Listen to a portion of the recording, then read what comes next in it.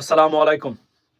আ নিশ্চয়ই ভালো আছেন আপনারা সবাই। আমি আসলে এখন আসলাম যে একটা গুরুত্বপূর্ণ বিষয় আমাকে একজন পাঠিয়েছেন। আমি এই বিষয়টা আপনাদের সাথে শেয়ার করার জন্য মূলত আমার এখানে আসা, লেডিস অ্যান্ড জেন্টলম্যান। আম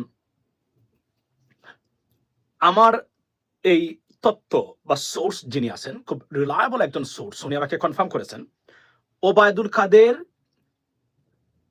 কথা রেখেছেন উনি।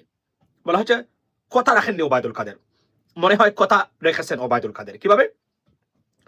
উনি আমাকে বলেছেন পালিয়ে যাননি ওবায়দুল কাদের, পালাতে পারেননি বিকজ তার পাসপোর্ট ছিল শেখ হাসিনার কাছে।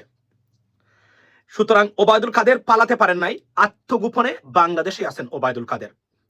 আমি এই তথ্যটা আমি আপনাদের সামনে তুলে ধরতে চাই, আমাকে যিনি বলেছেন, এবং আমি 100% কনফার্ম করতে না পারলেও যিনি তথ্য দিয়েছেন এই